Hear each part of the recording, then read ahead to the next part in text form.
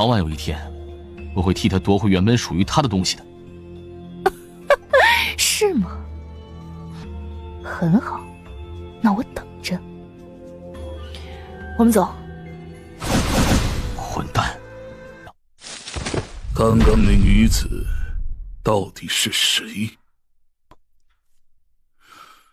明明境界并不强，似乎都还没有达到永恒真神层次，可他刚刚施展出来的手段，竟然令我都有些惊惧。还有，他施展的手段到底是什么？剑无双要我将他镇压，若是正面厮杀，我甚至都没有绝对把握能够将其击败，想要生擒根本不可能。剑无双，什么？怎么会这样？哼，那血魔教主一开始还挺狂妄的，知道我们是2大永恒真神外加1位虚空真神的阵容，他竟然还大言不惭的想要将我们彻底留下来，真不知道他哪里来的勇气。我一开始还以为他血魔教内真有什么底牌呢，结果却是什么都没有，就这血魔教主在那儿胡吹一气。可惜最后还是让那位血魔教主给逃掉了。也不知道龙清真神和剑无双那如何了。有龙清真神这位混沌真神亲自出面，肯定不会有什么问题的。龙清真神，怎么就你在这儿？剑无双呢？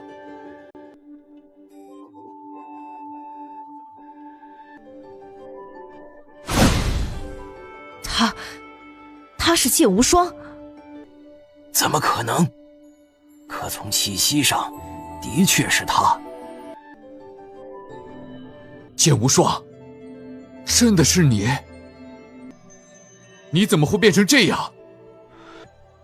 龙清真神，你不是跟剑无双一直在一起的吗？怎么会让他变成这个样子？燕军大哥，这件事儿跟龙清真神没关系，他已经竭尽全力做到最好了。我之所以会变成这样，也是因为我自己身体的缘故。自身身体的缘故？先不说这个了，这次我们强闯血魔教，闹出的动静太大了，说不定已经惊动那位九宫真神了，所以我们还是先赶紧离开吧。好，燕军大哥扶我一把。我现在没有丝毫神力，想要做到略行都不行，所以只能让燕军大哥你带我一程了。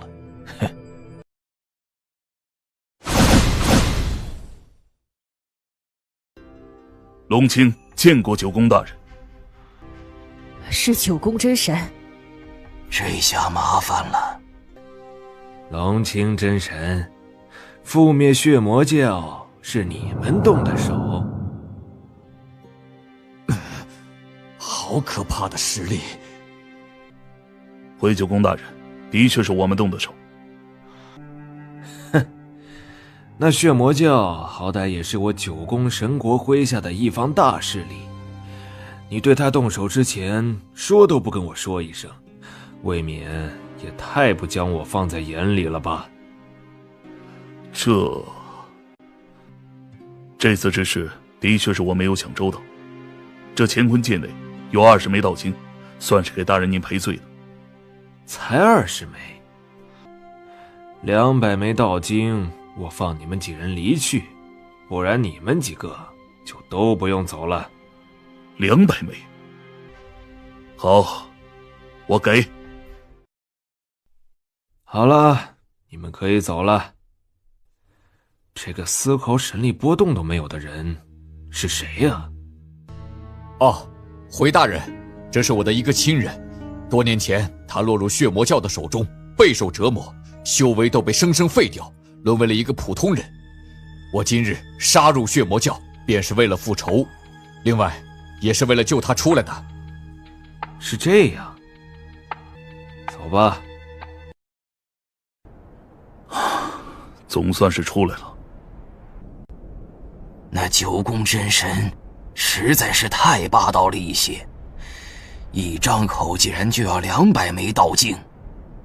是啊，200枚道经，我跟鹰驼你都拿不出来，也就只有龙清真神能拿得出手了。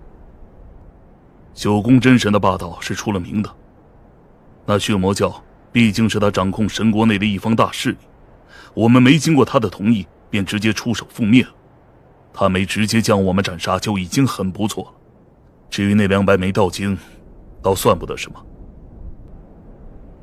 剑无双，这次之事虽然没办成，还让你变成了这样，但我们3人的确已经尽力了。我知道，有劳3位了。等我回去之后，我会跟袁店主说清楚，之前袁店主许诺给3位的代价，绝不会少1分1毫的。那就多谢了。剑无双，你现在的状态到底是怎么回事？抱歉，燕军大哥，这件事情关系到一些隐秘，所以我不方便跟你说。你只需要送我回星辰一脉，到时候袁店主他们自然会替我解决此事的。那好吧。严军，这一次多谢你护送剑无双回来，这份人情我会让剑无双记得的。我与剑无双本就同属一脉，而且他将我从天剑牢狱当中救出来，对我也有大恩。我护送他回来那是应该的，没什么人情不人情的。现在关键是他的状态，希望你星辰一脉能够想办法令他能够尽快恢复过来。放心，接下来的事情交给我星辰一脉就行了。剑无双，你现在的状态莫非是第3重逆修劫？果然。你这次的逆修劫是怎么回事？我也不是很清楚。自从我从无背洞府出来以后，实力便已经近乎达到顶端了。正常情况下，实力到达这一层次，那第3重逆修劫就应当来了，所以我便特意留在星辰一脉内，就是为了等候那逆修劫到来。等候了足足1800年，令我实力各个方面都达到最极限了，可是那逆修劫却依旧不曾降临。但是这次我从万象楼内得到消息，出发前往那9宫神国，准备去生擒那位冷尊主，原本一开始都颇为顺利的，可就在最后关头，我正在跟人激战当中，没有任何征兆的，这第3重逆修劫降临了。忽然降临，竟然没有一丝征兆。我当时也直接懵了，毕竟我当时正跟一位虚空真神厮杀，而逆修劫一降临，我的神力便开始急速削弱起来。不单单是神力，还有我的灵魂之力，我对天道的感悟，包括我之前所修炼的一门秘术法门，都开始削弱。到了现在，我的神力、灵魂之力都已经不剩下一丝一毫了。对天道的感悟同样也是如此。可以说现在的我完完全全已经沦为一个普通人了。在回来的途中，我也试着重新凝聚神力，重新感悟天道，却一点效果也没有。此外，这逆修劫还让我的身体也发生了变化，我的身体已经变得跟普通人一样了，甚至还自然而然地变得苍白，变得死气沉沉，就是现在这般模样。我甚至有一种错觉，就是自己已经是活一天算一天了。活一天算一天。剑无双，那你现在是已经度过了逆修劫，还是依旧处于渡劫当中？应当还处于渡劫当中，而且我感觉得到，我这第3重逆修劫耗费的时间，要比之前2重逆修劫要久远得多。也就是说，我现在这一状态，恐怕还得保持很长一段时间。要多久？不知道。如此古怪的劫难，我听都不曾听说过，这下倒是麻烦了。不管怎么说，逆修劫已经降临了，该来的终归是要来的。而且这逆修劫只靠我自己，别人也帮不上忙。一切都由我自己承受。这人是谁啊？为何他身上会有星辰宫弟子的性无气息？星辰宫弟子？不可能吧，我不曾见过他呀。而且这人好像连神力波动都没有啊。普通人？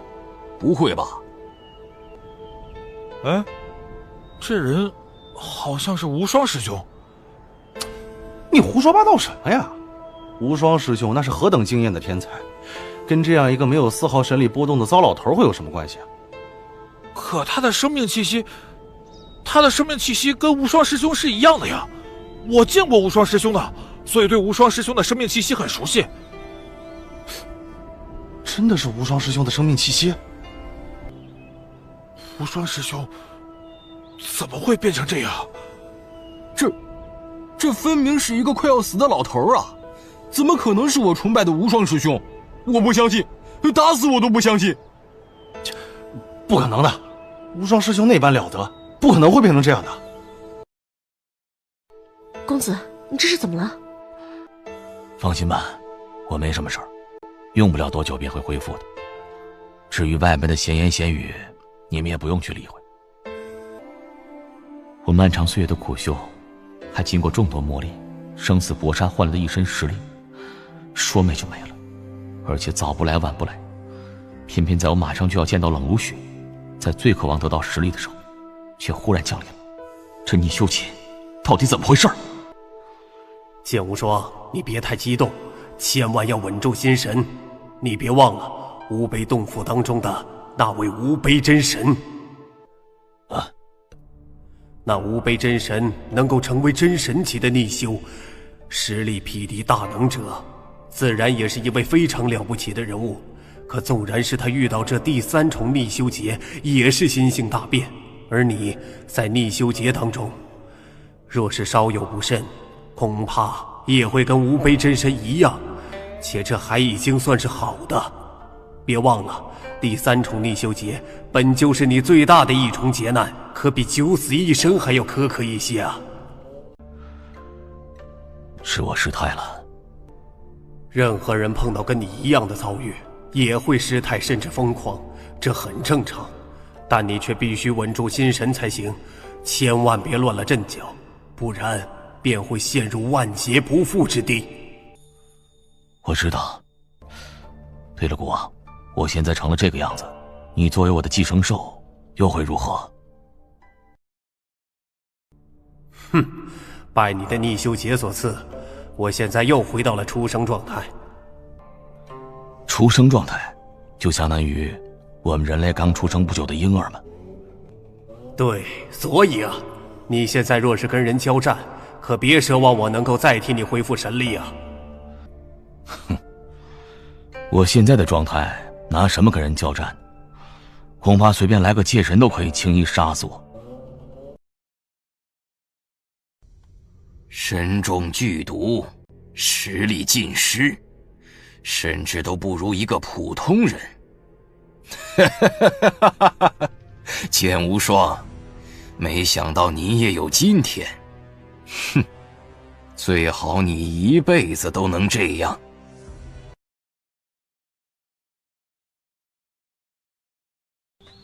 剑无双，再过几日，那星辰宫弟子争夺战便要开始了。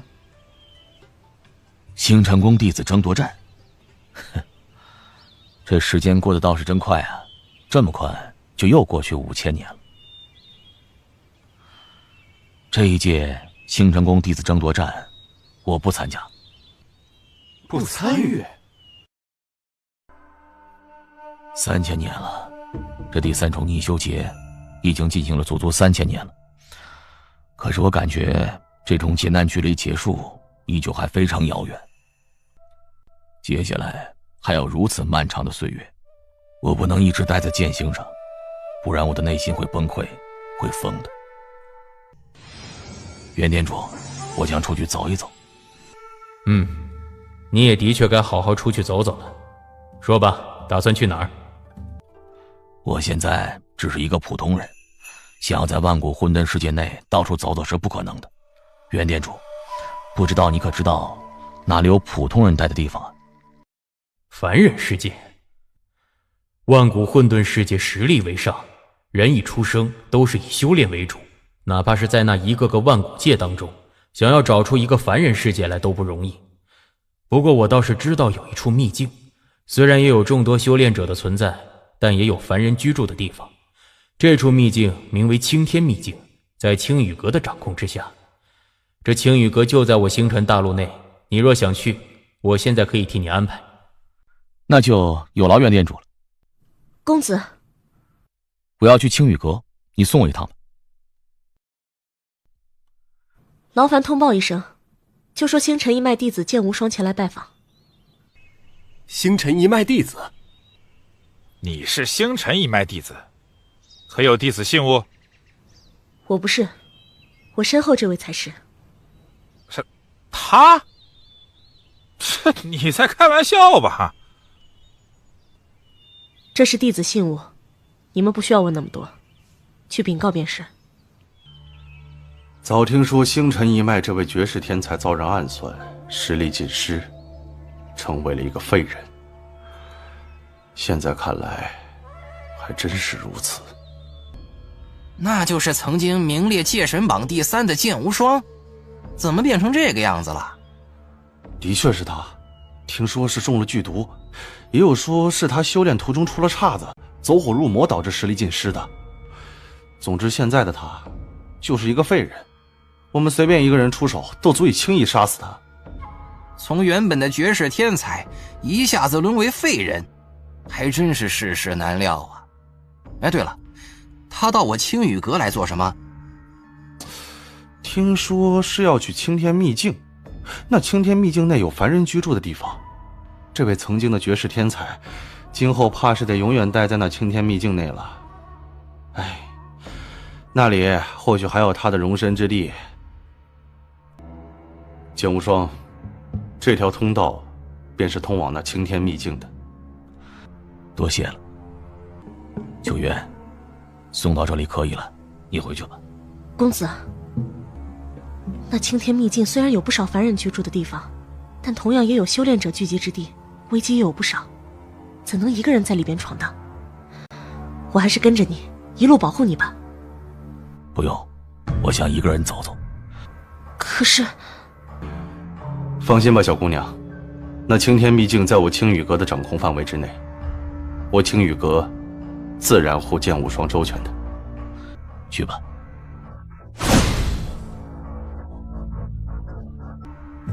明八长老，阁主，这剑无双虽然现在是个废物，但毕竟还是星辰一脉的弟子，而且星辰一脉的最高层对他似乎依旧还并未放弃。他现在既然来到了我青羽阁掌控的秘境内，那我青羽阁就必须要保证他的安全，所以就由你亲自去青天秘境一趟，一路跟着他，可千万别让他死了。当然，你也只要保证他不死就行了，其他的不必理会。明白了。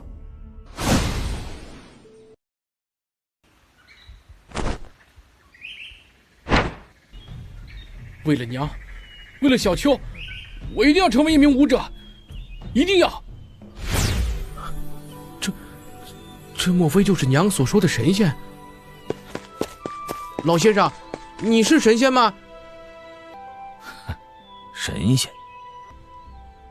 我可不是神仙，我只是一个过路的人罢了。你骗人！我从未见过那么亮的光芒，而你却是从那光芒当中走出来的，你肯定是神仙。你要是真的这么认为，那我就是吧。小家伙，你叫什么名字？我叫陈虎，是陈家庄的人，庄子里的人都叫我虎子。陈家庄？我们庄子就在山下，老神仙，要不我带你过去？行，去看看。娘，我今天碰到一位老神仙，我把他带来了。抱歉啊，老先生，这小家伙不懂事儿，不知道您是……我是一个过路的旅人，名字嘛，叫我吴尘就好。吴尘老先生，您一个人在这大山内走动，就不怕碰到马贼？马贼？咱们这座山很大，像我们陈家庄这样的庄子更是有上百个。当然，这大山内也有着不少马贼。这些马贼常年劫掠，谁要是不给他们钱财，就会遭到他们毒手。虎子他爹就是死在那些马贼手中的。这样啊。先不说这个了，这太阳已经下山了，老先生怕还不曾吃饭吧？刚好我准备了饭菜，老先生不妨来吃一口。吃饭？如此，老夫就打扰了。凡人相对于修炼者而言，的确弱小，甚至称之为蝼蚁也不过分。然而修炼者有修炼者的好处，凡人也有凡人的好处。起码像这种平静祥和的日子，修炼者里面就没有几个人能过的。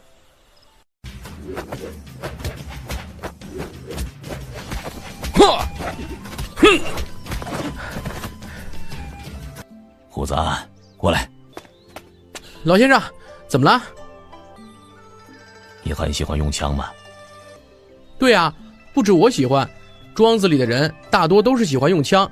像我爹，他之前也是用枪的，而且枪法很高。有多高啊？反正我们庄子里的人没几个比得上他的。老先生，你懂枪法吗？倒是懂一些。老先生，你真的懂枪法？吴尘老先生，您懂枪法？您莫非是一位武者？我不是武者，但在枪法上的确是略懂一些。哎，太好了，老先生，您能否帮我看看我自己创出的这几枪？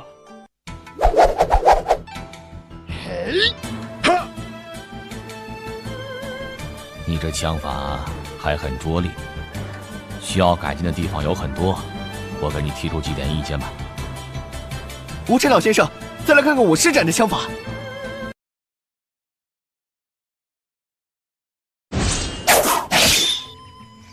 哥哥又得了第一，他真是太厉害了。你哥哥不是厉害，而是够刻苦，够努力。哥哥他今后肯定能够成为一名武者的，我也要变成跟他那样。马蹄声，不好，是马贼！马贼来了！快！陈家庄的，我们来收年钱啦！年钱？诸位大人，今年的年钱不是交了的吗？哼！那是你们给凶火帮的年钱，我们白沙帮的还没给呢，快交出来！而且要交的还得是凶火帮的2倍。什么？还得交2倍？这让我陈家庄如何交得起啊？交不起？哼，那就怪不得我们了。兄弟们，动手！男的全部杀光，那些漂亮女人就都抓回去。混蛋，跟他们拼了！杀死他们，让他们知道我陈家庄的好汉不是那么好惹的。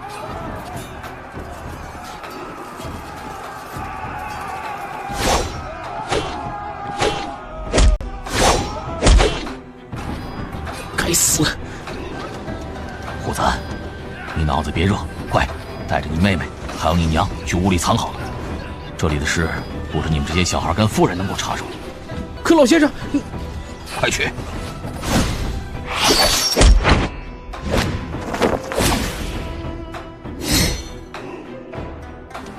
混蛋！哪来的老东西？接我一锤！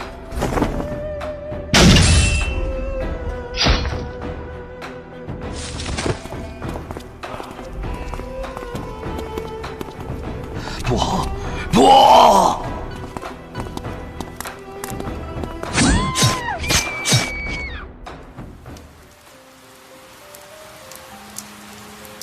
怎么会这样？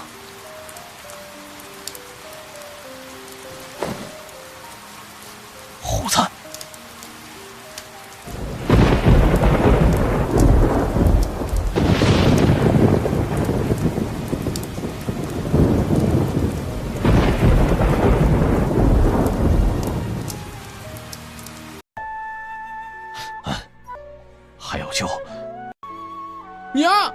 小秋！不！虎子，我问你，你想不想报仇？报仇？想，我当然想报仇！我要将那群马贼统统杀光，一个都不留！你要是想报仇，那便擦干眼泪，从今天开始，你就跟在我身边。好。走，你将你娘跟你妹妹安葬了。你在这里等我。我知道青羽阁应当还有一位强者在这附近，虽然我不知道你是界神还是真神，但是我这乾坤界内有1000万混沌精，我希望你能动手帮我将这陆家庄一庄子人好好安葬。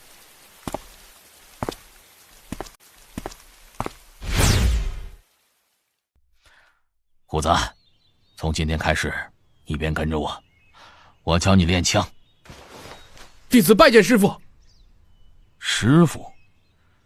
我并没有说要收你为徒，不过你要是想这样叫，就这么叫吧。跟我来吧。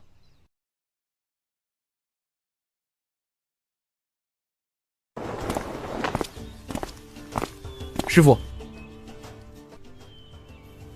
虎子，今年你也已经满18岁了吧？是。18岁，差不多，我们该离开了。离开？怎么？你不是之前一直说要去报仇吗？莫非现在还不愿意了？当然没有，我做梦都在想着报仇。那走吧。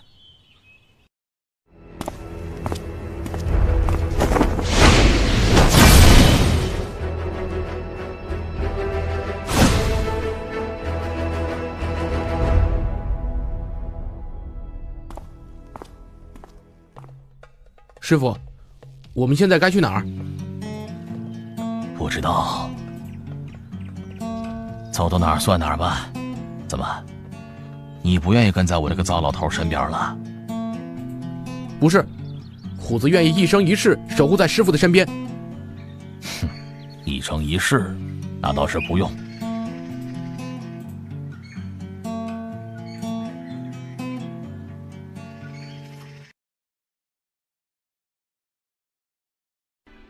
师傅，我背您过去吧。不用。阁下，你应当便是那位枪魔陈虎吧？是我。你们是谁？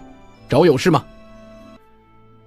哈哈哈，别误会，我二人此次可不是来找你麻烦的。实不相瞒，我二人是来自旭日宫的，我们此行是奉命前来邀请你加入我旭日宫，以你的实力还有你的枪法，在我旭日宫内应当可以担任12殿中的一位副殿主了。旭日宫？师傅，你既然想去就去就是了，何必问我呢？我可以加入旭日宫，至于能不能成为副殿主我不在乎，但我有一个条件，那便是我师父也得随我一同去旭日宫内。你师父？这一条件若是不答应，你们便请回吧。我说过，我一生会守护在我师父身边的。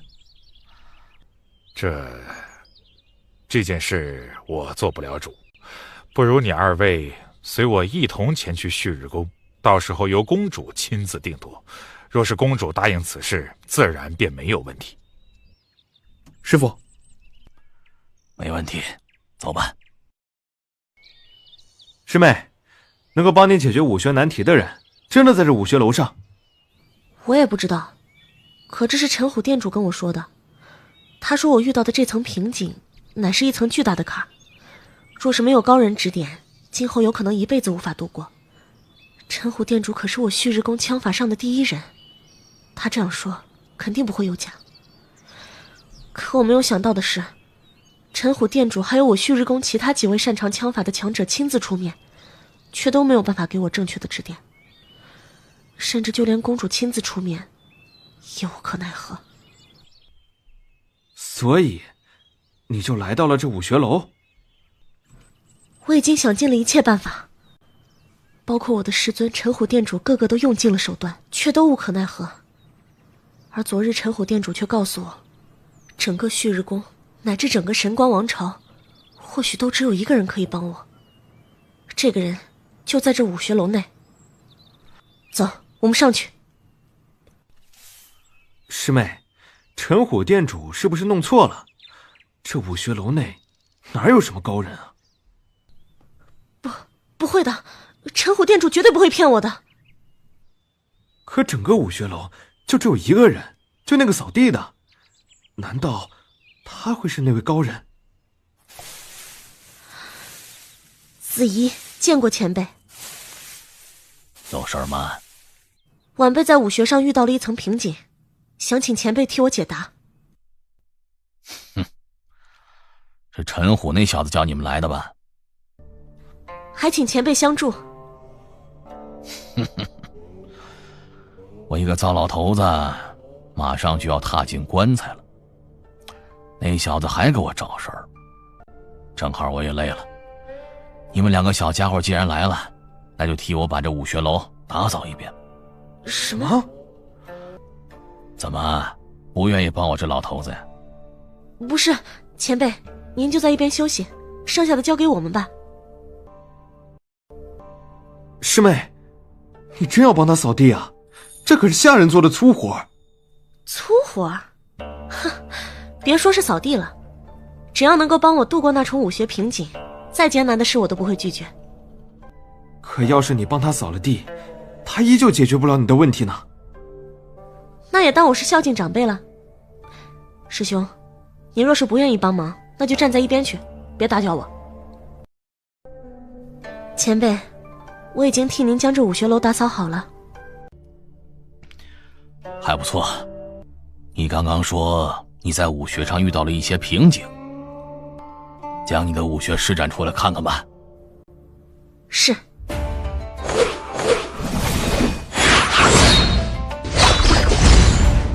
可以停下了。前辈。你这门枪法很凶悍，不动如山，动如雷霆，算是颇为不错的枪法。可你在这门枪法上却走了歪路，只注重其形，却忘了这枪法当中最重要的一点，也就是势。还请前辈教我。你对这枪法太过执拗了，竟生生靠着不断的熟练，在不注重势的前提下，依然达到了枪法大成。你这枪法已经定型了，这个时候想从枪法当中掌握势当然不可能了。不过呢，你若是能将你这枪法每一招都分开来，从一招化为2招乃至3招，从易到难，再一步步的去解剖去领悟，确实可以改变现状，从而将这枪法达到圆满。将枪法分解，一招化为2招乃至3招，这怎么可能？有什么不可能的？把你手里的长枪给我。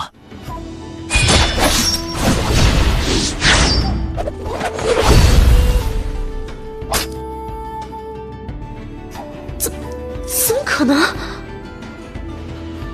哎，老了，这才刚动就受不了。今天就到这儿吧，回吧。前辈，那晚辈明日再来。可以，来之前呢，记得将我这武学楼先打扫一遍，还有楼下那些树叶。今天虽然已经打扫了，可是明天又遍地都是了。前辈放心，晚辈肯定会将您这一切都打扫好。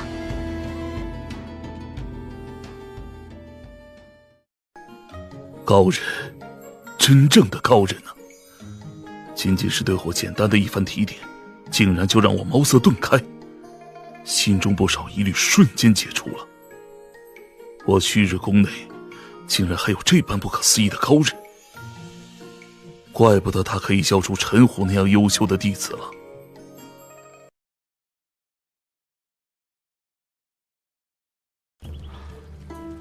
从今天开始，我便要靠自己走遍这天下。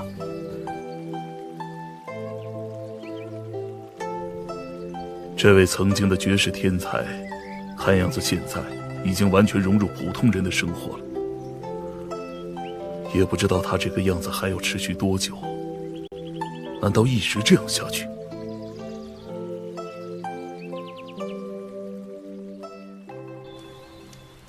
因果循环，一切自有定数。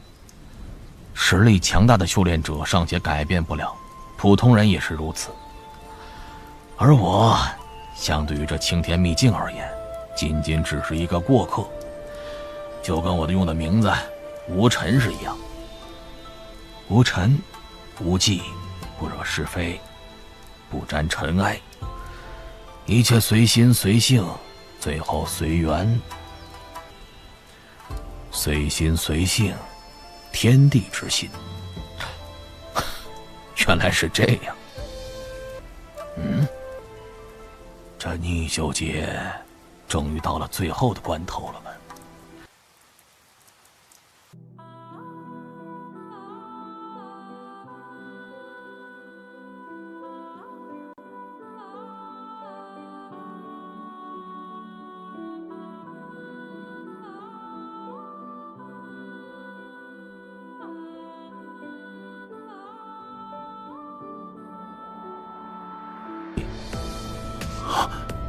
这剑无双，他到底在搞什么？剑无双，星辰一脉3000年，之前在青天秘境内又是5000年行走，如今化为顽石，又过了足足13000年，加起来一共21000年。这21000年，你每一年、每一天、每一个时辰，甚至每一个呼吸都是劫难。所幸你并没有让我失望。恭喜你，从今天开始，你依然具备了站在万古混沌世界最顶端的资格了。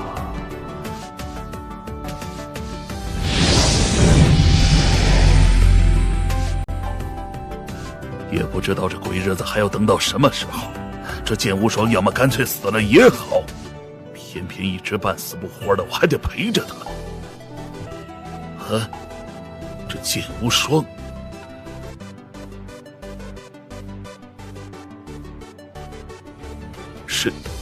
神力波动，这剑无双，难不成恢复过来了？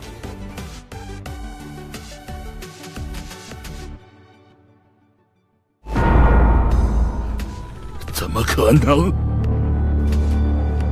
莫非他不仅恢复了实力，而且还取得了巨大的突破，成为真神了？可他的气息明明还只是界神呢。虽说跟你没太大交集，但这青天秘境的18000年里，也承蒙你暗中多番照料。这里有1亿混沌晶，是给你的，接下来你就无需再跟着我。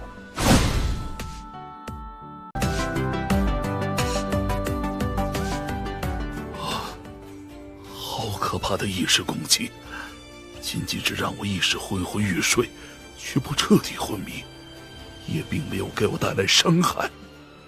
这份能耐，看样子这剑无双的实力的确是取得了重大突破呀。可他之前就已经排在界神榜第3了，现在又得多强啊！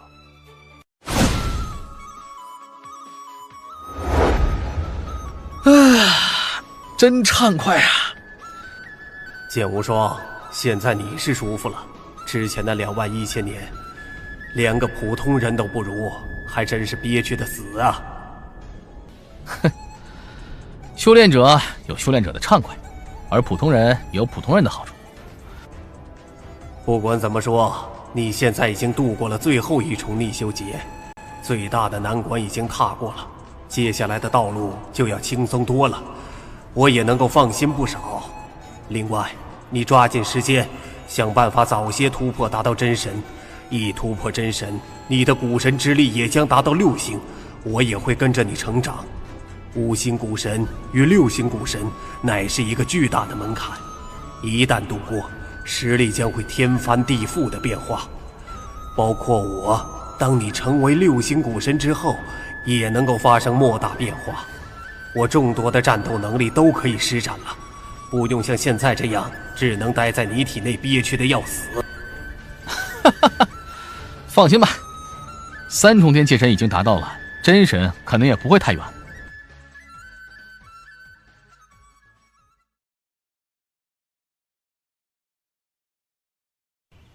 哼，这个小家伙，相比起之前来，倒是变得成熟稳重了很多，倒是有一宗之主的样子。虎子，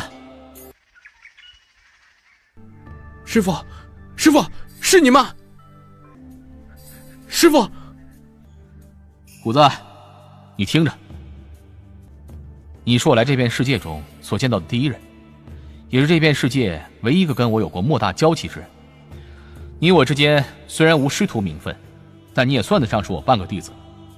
而今日我就要离开了，在离开之前，我来这告诉你一声，要是有时间的话，回你曾经的家，回你娘跟你妹妹的墓看一看。我在那里留了一些机缘，以及一重考验。今后你要是有能耐通过那重考验，我便会真正收你为亲传弟子，并带你去我所在那片浩瀚的世界。要是无法通过的话，那就说明你我缘分已尽，你自行珍重。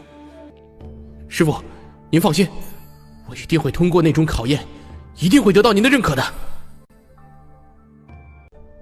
该做的我都已经做了，小家伙，能不能把握住机会，就看你自己的。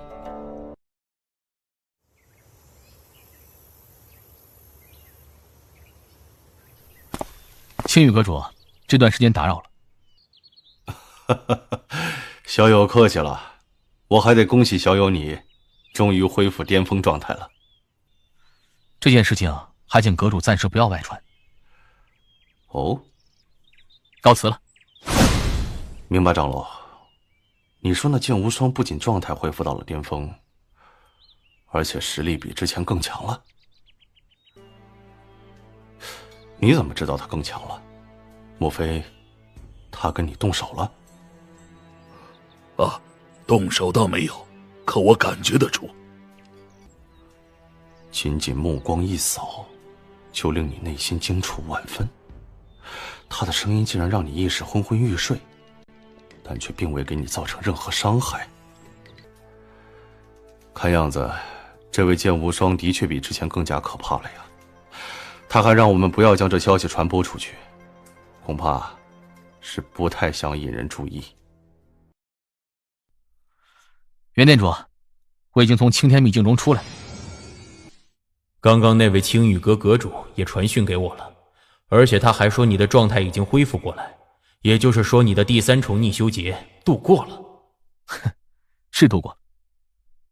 太好了，剑无双，既然你度过了第3重逆修劫，那你的实力应当也有巨大提升吧？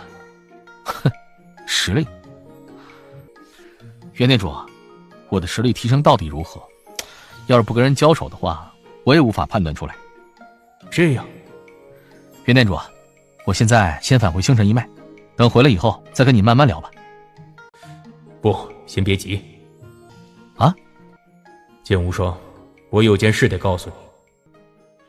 就在30年前，琉璃圣地内的4象大陆发生了一件事，一位界神在4象大陆当着众多修炼者的面斩杀了4象府的一位无比优秀的核心弟子。4象府大怒，开始疯狂追杀这位界神。就这件事儿跟我有什么关系？当然有关，因为被追杀的那位界神便是你在无悲洞府一起闯荡且关系非常要好的那位绝顶天才段凌风。什么？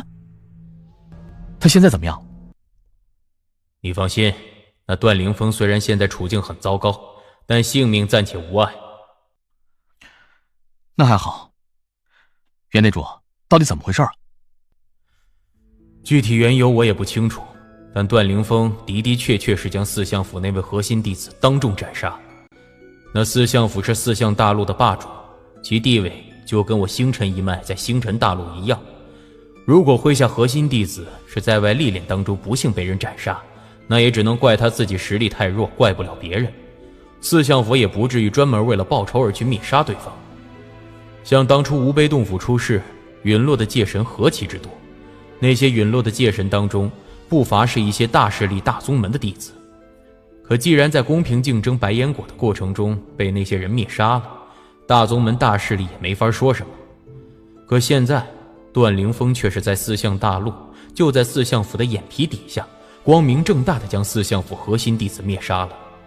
四象府当然动怒，当即便派遣麾下强者去灭杀段凌风。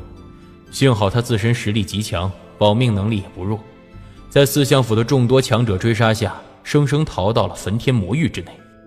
焚天魔域？这焚天魔域乃是很早之前一位大能者留下的，虽然过去了很多年，其内拥有的众多机缘宝物早被人夺走了，但这焚天魔域内却依然存在着各种各样的禁制。这些禁制威能有强有弱，还有适合隐藏的禁制数不胜数。段凌风逃到焚天魔域之后，应该是找了个地方藏匿起来。四象府的强者这些年一直在焚天魔域内搜寻他的踪迹，但现在却不曾找到。此外，四象府还以10亿混沌晶的天价悬赏，令四象大陆内不少真神都被吸引，也都进入了焚天魔域当中，搜寻段凌风的踪迹。这么多强者搜寻起来，段凌风不管藏匿的再如何完美，早晚也会被人找到。之前我星辰一脉得知这消息时，也立刻有所动作，毕竟他是你好友，而且之前他将那棵白烟果树给了你，也等于是我星辰一脉欠他一个人情。若是能帮，我星辰一脉自然会帮忙。然而那里终归是四象府的地盘，我星辰一脉在那儿处处受制，根本施展不开拳脚。我甚至还让雷潮亲自过去了，可雷潮也仅仅是能待在四象大陆边缘，一旦他出手去帮段凌风，势必立即会跟四象府正面冲突。纵然雷潮是真神榜强者，但四象大陆内跟四象府正面交锋，风险还是太大，所以我们到现在都不曾出手。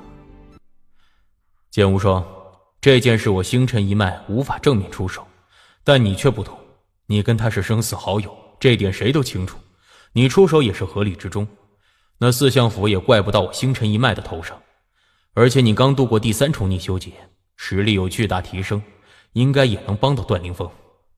我明白了，我现在便去四象大陆。你记住了，虽然段凌风是你好友，你去救他是应该的，但若实在没有办法，逼不得已，你该舍弃也得舍弃他。舍弃？绝不会的。我修炼至今没几个朋友，剑无双却是其中一个。你们要杀他，那就等于要杀我。好吧，既然如此，那到了那儿你跟雷潮联系，我让他就待在焚天魔域外等候，一旦真到必要关头，你传信给他，他直接出手。不管如何，我们星辰一脉不会让你有事的，哪怕是跟四象府撕破脸，大战一场。多谢。段凌风，你把你现在的位置告诉我。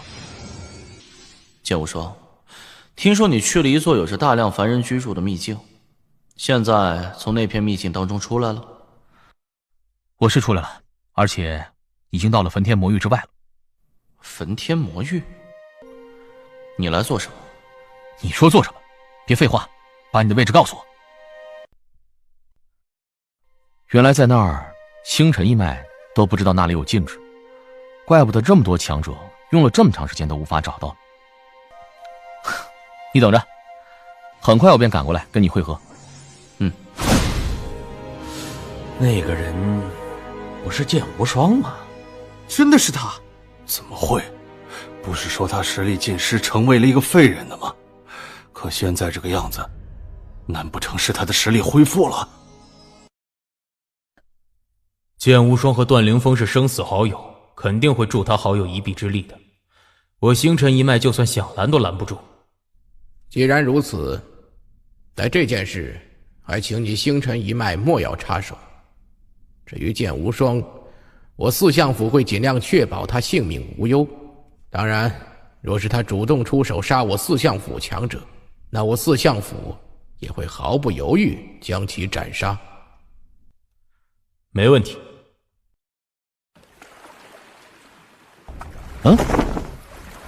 哈哈哈哈哈！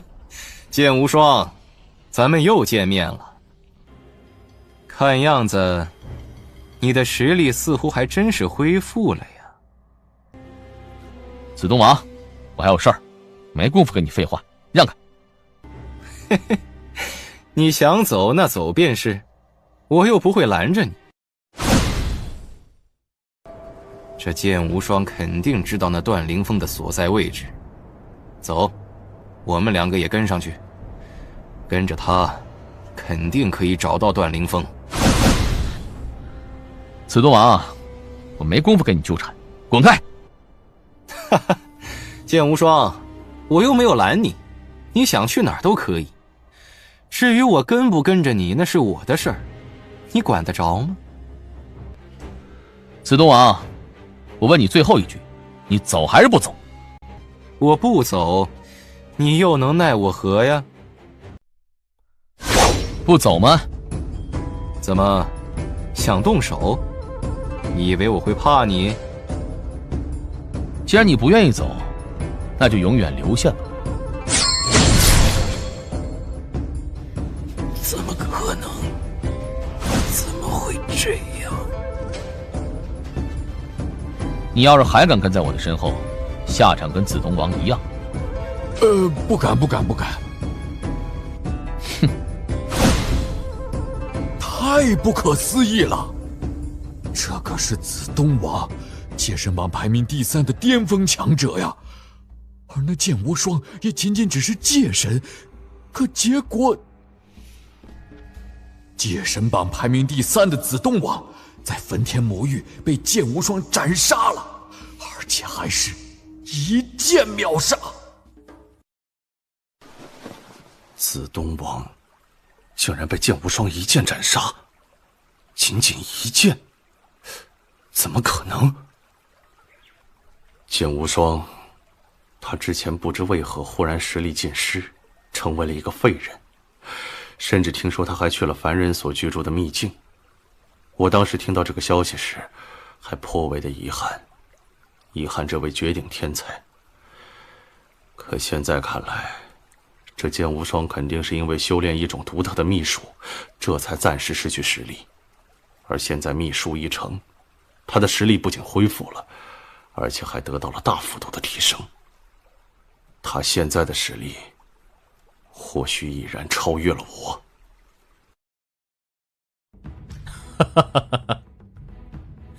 这剑无双，他才刚进入焚天魔域，还没有真正与那段凌风碰头，竟然就闹出这么大的动静，一剑就斩杀了子东王，而且他肯定还没有尽全力。我星辰一脉不少执法长老，这些年还一直认为我偏袒剑无双，认为我对剑无双太过仁慈，殊不知剑无双乃是我星辰一脉值得倾尽全力去培养的绝顶天才。这些年他们还一个个找我谈过此事，我现在倒看看他们还能说什么。那子东王早在无背洞府的时候，我就看他极其不惯，只可惜那个时候实力不够，顶多只能够击败他，却没法杀死他。可今日不同往日了，现在的我不出意外的话，就连那毁灭神君都可以斩杀，区区一个子东王还在我面前嚣张，也是找死。段凌风，我到了。你应当察觉到外面的禁制了吧？这禁制并不受我掌控，你只能强行传进来。明白了。哼，段凌风，难得看到你被人逼得这么狼狈。你好意思说我？之前你实力尽失，那模样怕是比我还要狼狈得多吧？现在既然来到了这儿，那你的实力想来是已经恢复了。刚恢复不久，听说你有危险，就急忙赶过来。哎，对了，你这到底怎么回事啊？怎么会选择在四象大陆内直接斩杀四象府的核心弟子？剑无双，当初在古星海，你我第一次见面时，我便跟你说过，我有一仇家，当初我便一直被那仇家追杀，甚至还连累了罗岩大哥身死。而那仇家乃是一方神国当中的大势力。当我实力提升上来后，我便回去将那方大势力给覆灭了。可那方大势力中，与我仇恨最大，我最想杀的一位界神，却老早来到了10大修炼圣地当中了。这些年，我让万象楼替我寻找这人，终于查到这位界神在四象大陆，就是这四象府的一位核心弟子。就是你杀那个人？对。原本我也想等他离开四象大陆，外出闯荡时出手将他斩杀的，可奈何他已经迎来了突破，成为真神的契机。这段时间根本不打算离开四象大陆，一直在为突破做准备。且他是四象府的天才弟子，一旦突破真神，便是最巅峰的虚空真神，今后更是会常驻四象府内。到时我想要杀他，就更加没有机会了。我没得选择，只能就在这四象大陆内动手，趁他从四象府出来去准备一些突破用的辅助宝物时，将他给斩杀了。至于后来的事，你应当也就知道了。是这样的，换做我肯定也会有一样的选择。哎，段凌风，你现在的处境可是非常不妙啊！要是我不及时赶过来，你莫非又打算一直藏在这禁制内等死？等死？当然不会。我在赌四象府的强者在找到我之前，我已经突破真神了。突破真神？你要突破了？之前被追杀时，的确是看到了一丝突破契机，虽然没有任何的准备，但我也只能孤注一掷。这段时间我藏在这禁制内，便一直在尝试着突破真神。虽然现在还未突破，可我有感觉，只需再给我一些时间，我必然能够突破为真神。一旦突破真神，我就有把握从焚天魔域当中杀出去。不愧是万古混沌世界最顶尖的天才。之前我就一个人待在这禁制内，虽然在突破，可也得时时警惕，突破的成功效率并不高。但现在你来了就不同了，剑无双，帮我一把，在我突破真神之前，别让任何人打搅到我。可以，你尽管安心去突破便是，这里交给我了，除非是我死了，不然我绝不会让任何人打扰你的。多谢。没想到在这样的关头，段凌风竟然会迎来突破的契机，真是厉害。他很冷静，跟你一样冷静，这一点他跟你很像。你也是越危险也就越冷静，越能够在近乎必死之局当中博取一线生机。的确，段凌风藏身的这片地方颇为隐秘，周围的禁制也颇为高深，焚天魔域内那些强者想要找到这儿来，应当还需要一段时间。而在这段时间里，我也可以好好的准备一下。开始吧。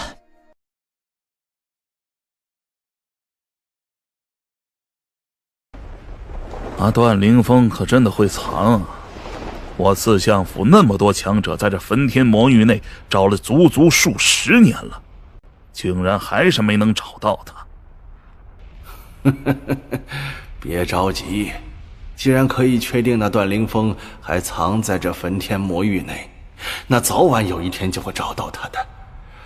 一旦找到他，他必死无疑。而现在，他顶多只是在等死罢了。这倒是。啊，这里竟然还藏着一重禁制。我发现了一处隐藏的禁制，先进去看看，待会儿再跟你聊。好，你小心点，若是碰到段凌风，别跟他纠缠，直接逃离，然后传讯给我们就是了。放心，那段凌风虽然很强，但想杀我还没那么容易。哈哈，祸吧！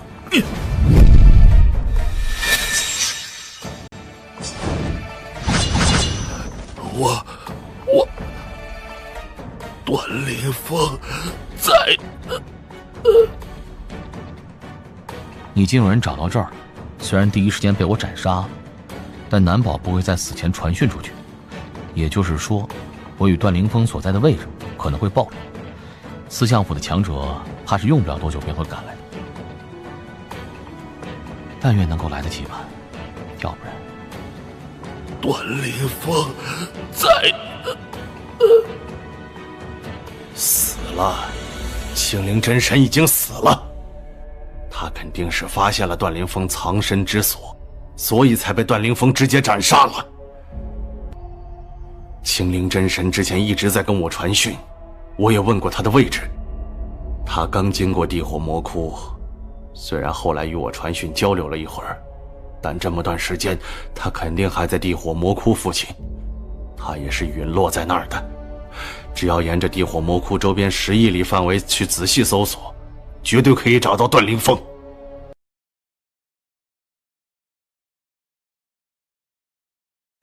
没想到这里竟然还存在着一重禁制。幻灵之神，看你的了。交给我。看来是没办法继续藏匿下去了，只得正面交锋。幻灵之神，小心！什么？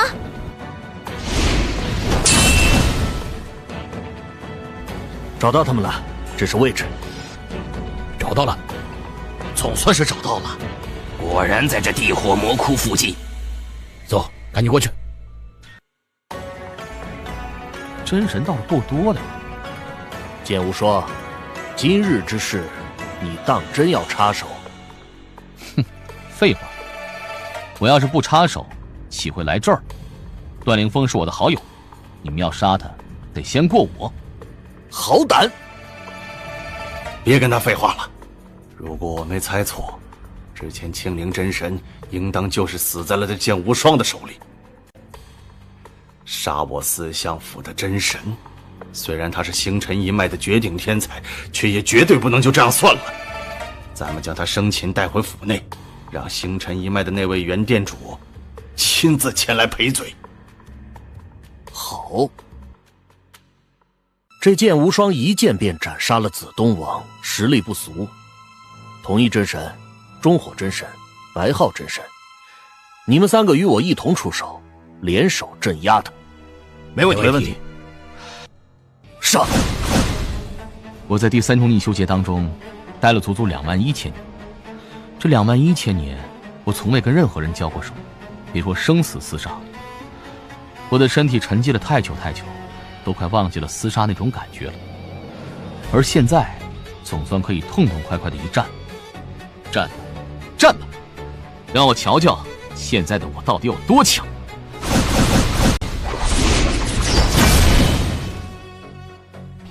这小子好诡异的身法，别小看他，当初在无悲洞府的时候，他就被认定是界神当中身法第一。现在他实力更强了，身法也更加可怕。一剑无悔。这一剑，快，一起出手挡住这一剑！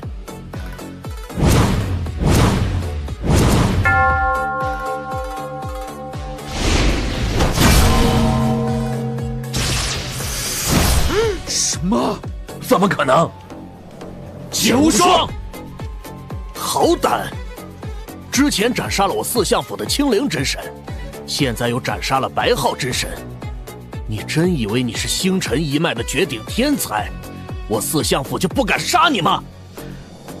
诸位，这剑无双3番2次斩杀我四相府真神，完全没将我四相府放在眼里。我等也无需再留情，一起出手斩杀此子！杀了他！杀一个是杀，杀一群也是杀。既然这样，那我便大开杀戒。什么？这么多幻影，这到底哪个是真的，哪个是假的呀？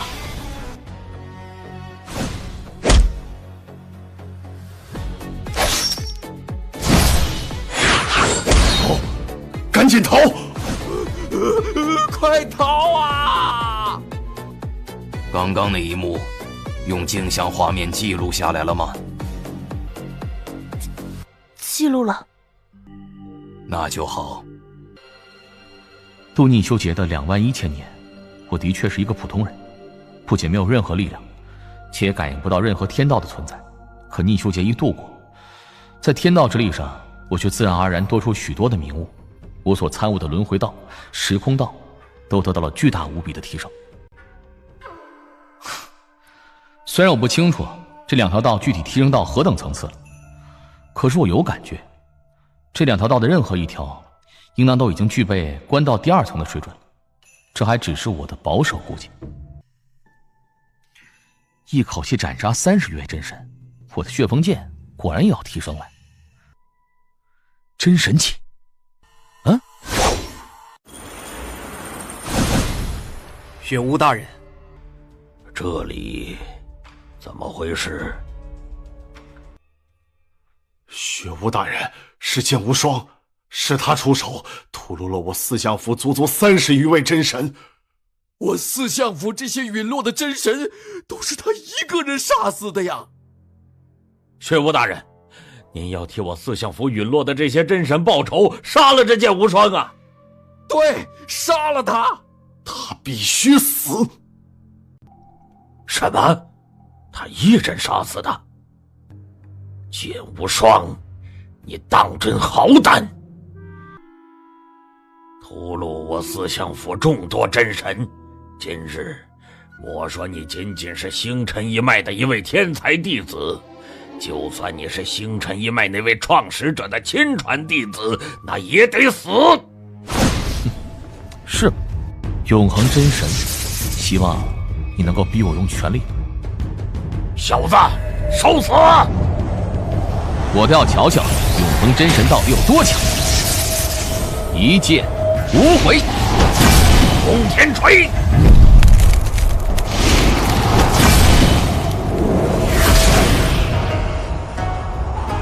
好强的力量！这雪巫真神恐怕还并未竭尽全力。硬碰硬，我不是他的对手。哼，不过2者厮杀，可不仅仅只是力量强就行。这神法在身后，滚！幻影，你的速度太慢，这小子的身法太诡异了。杀！不跟你浪费时间了。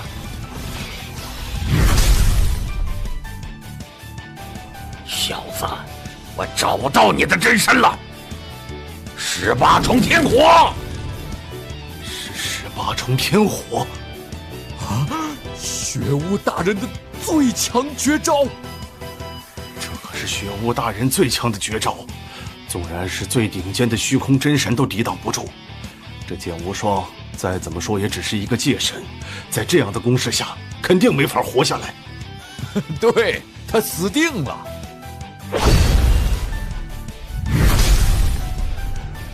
怎么会？雪巫真神，自我取得突破以来，你是第一个逼我施展出全部实力来。今日，我们就好好战上一场。战吧！这是剑域吗？这是二阶真神绝学。哼！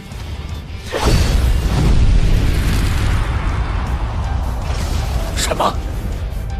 他的力量竟然陡然变强了这么多！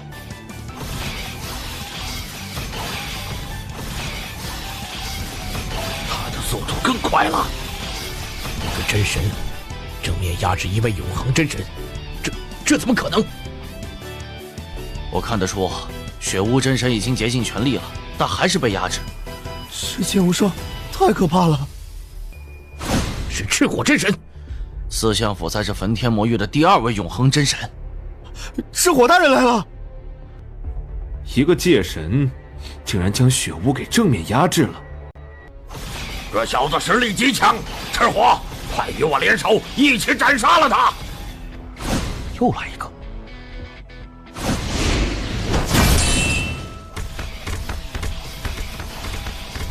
这小子明明只是界神，但他的力量爆起来，感觉比我们这些永恒真神都弱不了多少。他的身法太诡异了，还有，他对天道的感悟实在太高了。不出意外，他对轮回道、时空道的感悟都已经可以闯过道宫第2层了，甚至距离第3层都已然不远了。这样的感悟在虚空真神当中都属于怪物级别了。他一个界神，竟然达到了。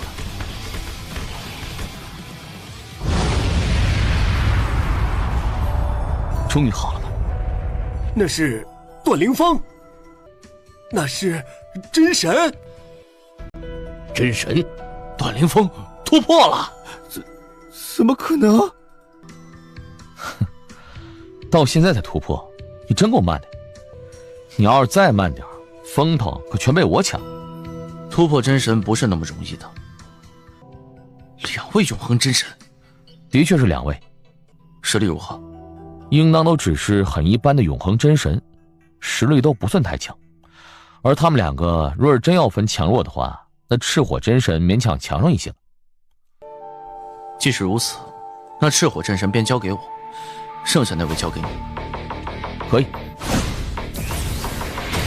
第15，血火黄极崩。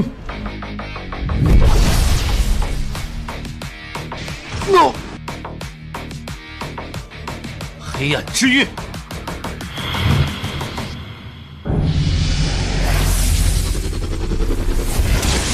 赤火真神，堂堂永恒真神，竟然在如此短的时间里被逼成这样了。这段凌风的突破到真神之后，其实力应当比我都要强上一些。段凌风，这次之事，我四相府绝不会这么轻易就算了的。不管你逃到哪儿，我四相府必然会追杀你到底。还有你，谢无双，杀我四相府30余位虚空真神，就算你背后的星辰一脉，也别想再护着你。哼，我们走。剑无双，这一次多谢你了。你我之间没必要说这些，我们还是先离开吧。这里毕竟还在四象大陆，在四象府的地盘。现在这些四象府的强者虽然离去了，可难保要立即杀回来，且到时候说不定就连四象府混沌真神那一层次的强者都亲自出面了。走。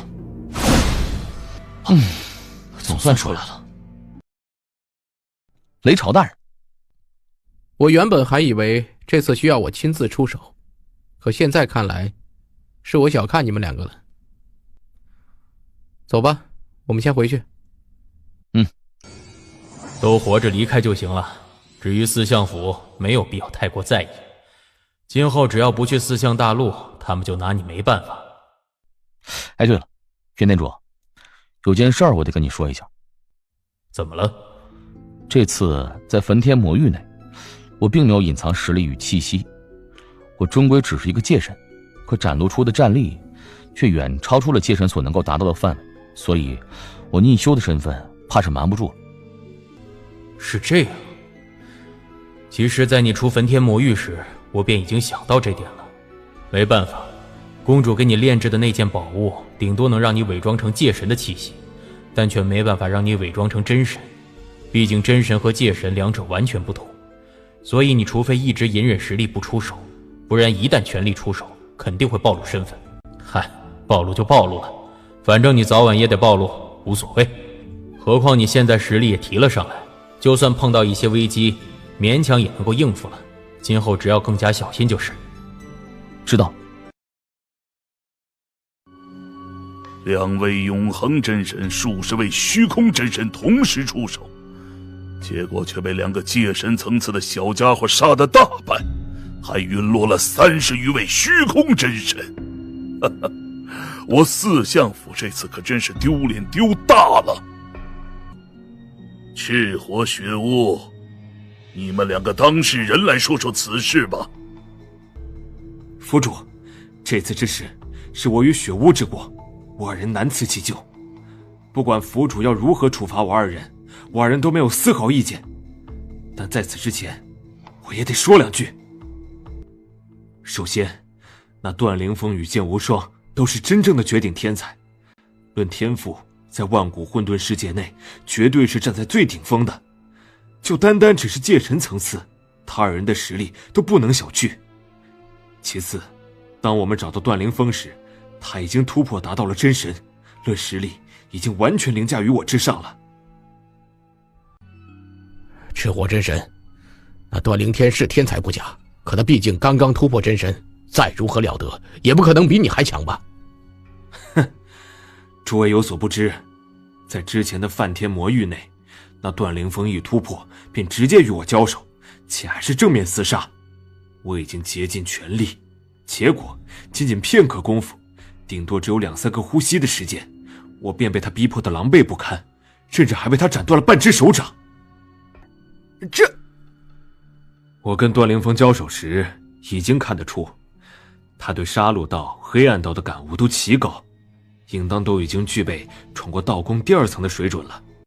而且他的刀法更是非常惊人，秘术又极其强横，我的确不是他的对手。其实，相比起段灵风，那剑无双更可怕。那剑无双仅仅只是界神，但他的实力之强，竟然同样达到了永恒真神的层次，简直不可思议，且完全超出了界神的范畴。如果我没猜错的话，这剑无双应当是一位逆修。什么？赤火，你说剑无双是逆修，有何证据？我只是个人判断而已。我这里有剑无双在梵天魔域内出手的镜像画面，诸位也可以看一看。单纯从实力上来说，这剑无双的确远远超出了剑无双所能够达到的范畴。万古混沌世界漫长岁月当中，实力到达他这一层次的界神根本不曾有过。除了那有数的几位逆修之外，不过单从这一点，还不能完全肯定他是逆修。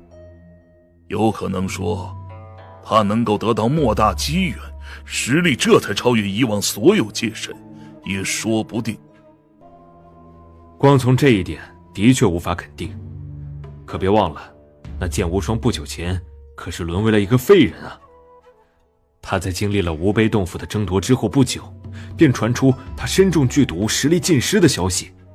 这消息也早就得到了确认，甚至有不少人亲眼见过剑无双就是一个白发苍苍的老者模样，身上一点神力波动都没有。后来还有传言，他去了一处有凡人居住的秘境，似乎今后一直打算住在凡人世界了。这绝对是他最为凄惨的一段时间。他在这一阶段待了过2万年，到现在应当是他再一次出现在世人的面前。可结果他再次出现时，不仅实力恢复了，而且实力还得到了如此巨大的提升。这说明什么？逆修劫。对，就是逆修劫。那星辰一脉说剑无双是遭人暗算，身中剧毒，可谁又听说过这事？纯粹是星辰一脉自己说出来的。而且就算身中剧毒，怎么会实力尽失，化为一个普通老者？这样的毒我听都不曾听过，就算有，也必然是万古混沌世界那种最顶尖最可怕的存在，而且肯定是早已经消失过的剧毒。可若真是那样的毒，星辰一脉拿什么替他解除掉，更别说让他实力大增了。所以造成他实力尽失的只有一种可能，便是逆修劫。而他现在实力恢复，那是因为度过了逆修劫，境界突破，实力自然也跟着暴涨。也就是说，当初在无悲洞府闯荡时，这剑无双应当仅仅只是一个2重天界神，直到不久前他才突破成为3重天界神。星辰一脉竟然有一位逆修弟子，而且都已经成长到这般地步了，藏得可真够深的。哼，星辰一脉与我四相府根本没什么交集，但这次他们麾下的弟子却一口气斩杀了我们30余位真神，这件事绝不能就此结果。剑无双不是逆修吗？单凭这一点，这万古混沌世界内想要杀死他的人就有不少，特别是与星辰一脉交恶的，毕竟谁都知道一个逆修的潜力之大。这剑无双就让他们去料理吧。立即让人将剑无双是逆修的消息公布开去。我要让整个万古混沌世界，包括那些隐藏在暗中那些阴暗势力，都知道这个消息。我要让他从此不敢再踏出星辰一脉半步。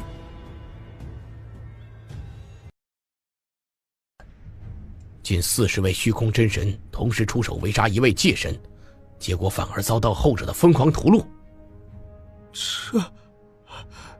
这怎么会这样？这真的只是界神？万古混沌世界历史上有如此可怕的界神？怪物，妖孽！在整个万古混沌世界历史上都很难见到的极大怪物。呵呵，剑无双竟然是一位逆修。逆修啊，而且还已经度过全部的逆修劫了。这潜力又是一个无悲。当初无悲那疯子崛起的速度可是快得不可思议，令万古混沌世界众多大能者都吓一大跳的。可惜后来遭逢变故，导致陨落了。不然，除非圣盟的那几位大人出手，不然10大修炼圣地怕是没人能够降服住他了。而这剑无双，他可比界神层次的无悲还要耀眼一些呀。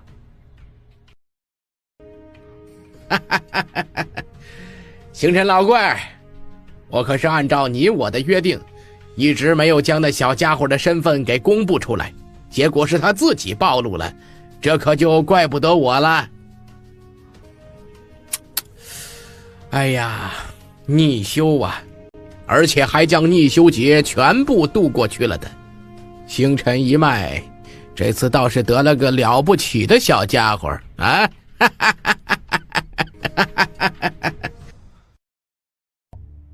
有重要情报。有什么情报？这般慌乱。主人，刚得到消息，10大圣地那位原本已经在我族必杀名单上除名的天才剑无双，他的实力已经恢复，不仅恢复，而且还变得比之前更要强大。他以界神之力，却正面压制了一位永恒真神。现在10大圣地当中的万象楼已将他排在了界神榜第1，且还得到确切消息，这剑无双是一名逆修，他之前实力尽失，是因为在度第3重逆修劫，现在他已经度过了。逆修，一个已经度过逆修劫的逆修，以界神之力便可正面压制万重真神之力。这剑无双岂不是比当年的无悲真神还要有用？对，现在10大圣地很多强者，包括一些大能者都在说，这剑无双今后可以媲美无悲真神，甚至还可能超越无悲真神，与圣盟最高层之一的那几位媲美。不等，一个无悲真神尚还在我族接受法皇之位，可圣盟最高层那几位，那等强者随便留住一位，都足以让圣盟实力暴涨，绝不能让这剑无双几乎达到倍增。传令下去，立即将剑无双列入第1级别必杀名单。剑无双，我们就在这儿分开吧。行，反正通讯令符也在，今后要是遇到麻烦，传讯给我便是。这段凌风的确是一个非常了得的天才，可惜他却不喜欢受宗门约束。加入宗门有利有弊，而这段凌风性子孤僻，不想加入宗门势力，那也正常。走吧，咱们回星辰一脉，我已经很久不曾回去了。这身法厉害，足足近100道幻影，我的天哪！看，这些四相府的真神一个个都傻掉了，都被剑无双展露出来的实力给吓傻了。之前剑无双实力尽失，沦为废人，我们还觉得无比可惜。可谁曾想，这剑无双竟然是一个逆修。他之前是在逆度修劫。没想到我星辰一脉竟然会有一位逆修弟子，而且这位逆修还将逆修劫全部度过了。运气呀！10大修炼圣地，恐怕现在正有很多大势力都在羡慕我们。哼，之前剑无双实力尽失时，你们的态度可不是这样的。严店主，如果我没猜错的话，你应当是早就知道这剑无双的真实身份吧？的确知道。哦，怪不得呢。剑无双和雷超已经回来了，诸位要不要随我一同去迎下他二人呢？怎么了？袁店主，还有诸位执法长老们，看这样子，是打算去无尽星河的入口。他们是去做什么？走，过去看看。是雷超大人，另一位是剑无双。哦，是无双师兄。看他的样子，他身上的毒应当是恢复了。的确恢复了，我能够感应到他身上的神力波动。曾经那位绝世天才回来了。剑无双，欢迎回来。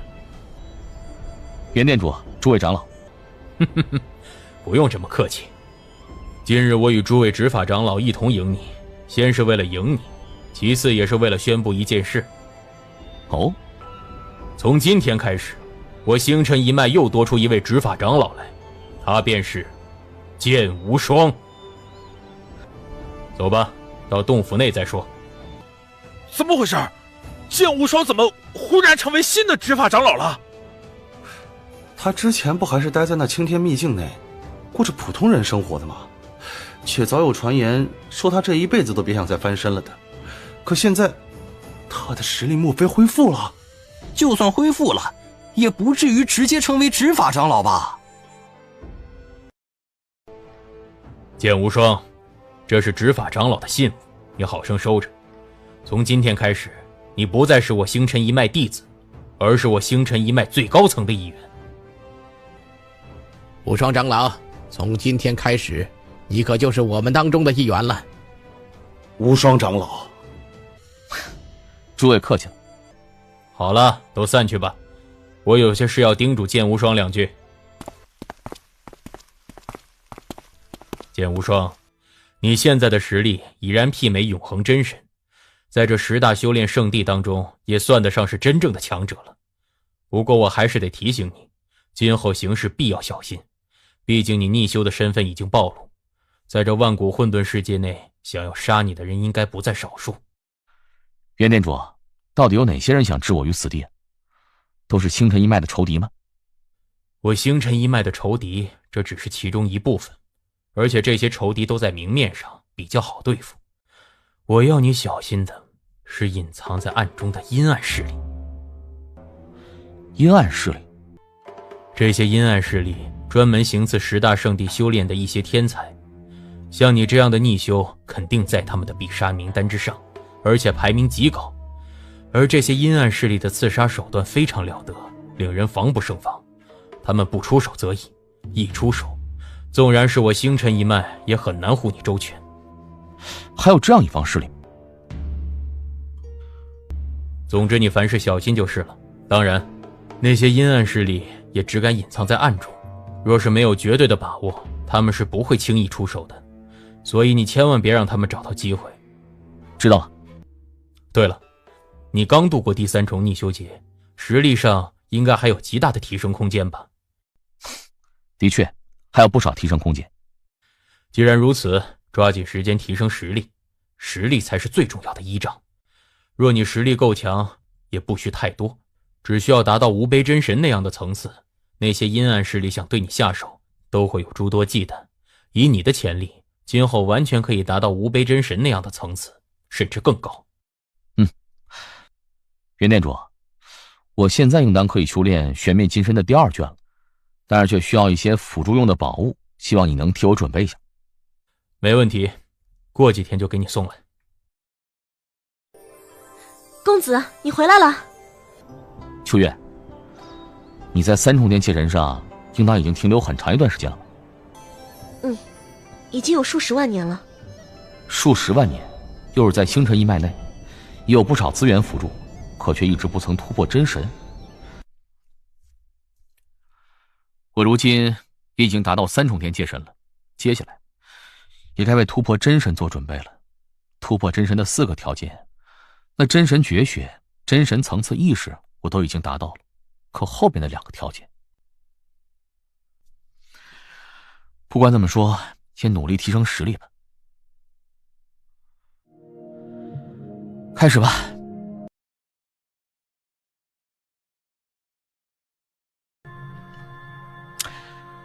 成了，我的身体果然一练成玄灭金身第2卷，我的神体便达到永恒真神的层次了。这秘术上，我也将自己所修炼的秘术都达到极限了，接下来能提升的就只有绝学跟天道感悟了。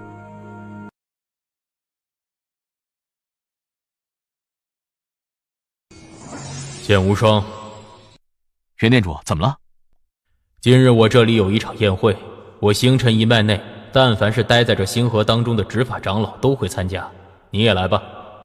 宴会是什么事儿啊？而且所有执法长老都参与了？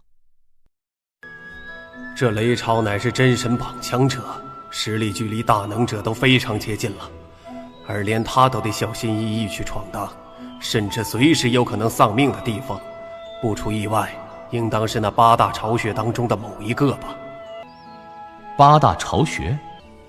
那是万古混沌世界最凶险的地方之一，关乎的东西也有很多。你现在实力太弱，还没资格接触。雷超，这一次你打算去哪一座巢穴闯荡？第6巢穴。第6巢穴，那8大巢穴，越往前越凶险，很多实力强大的混沌真神都只敢去第8巢穴闯荡，而第6巢穴，就算是真神榜上的强者，同样凶险万分。这雷超倒是很有胆量啊！来，诸位，我等一起敬雷超一杯。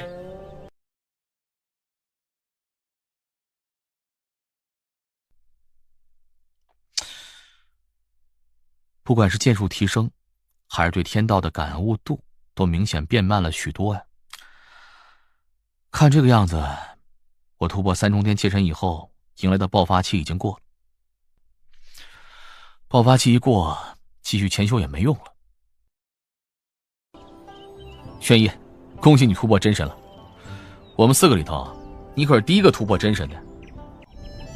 我虽然已经突破了真神，但实力距离虚空真神巅峰都还要差上一些，跟你跟那段凌风根本没法比。就你，还想跟这2个怪物比？钱无双，你还有事，那我们就先走了。无量长老、飞烟长老，你们2人今天怎么有空到我这儿来？来，一起喝一杯。喝酒就没必要了。我2人前来啊，是有事找你帮忙的。哦，2位，先说说看，到底是怎么回事？那我也就直说了吧。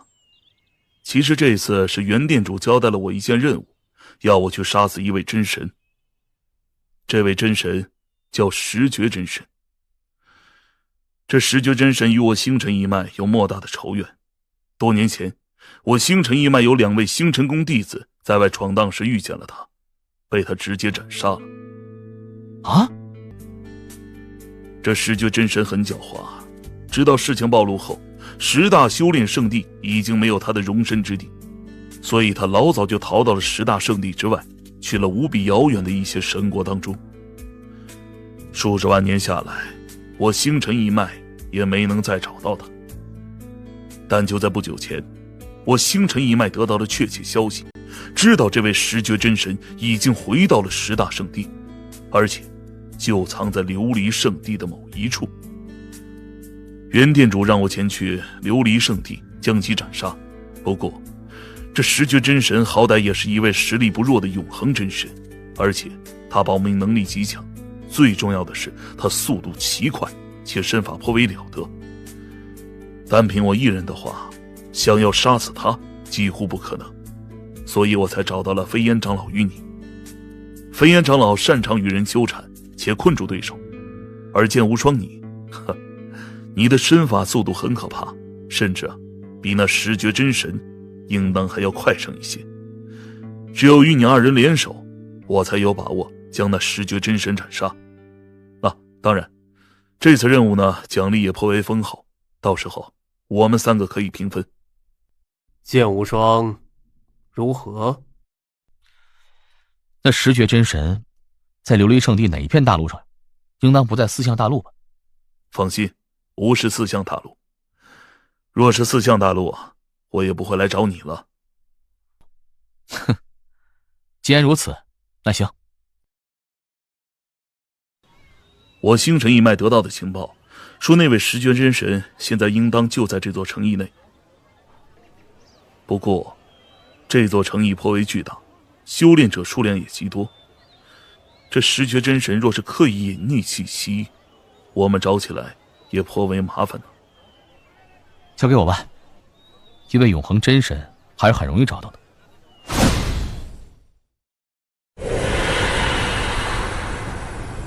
找到了。有点奇怪啊，这座城邑内竟然有着足足3位永恒真神，而且这3位永恒真神还待在一起。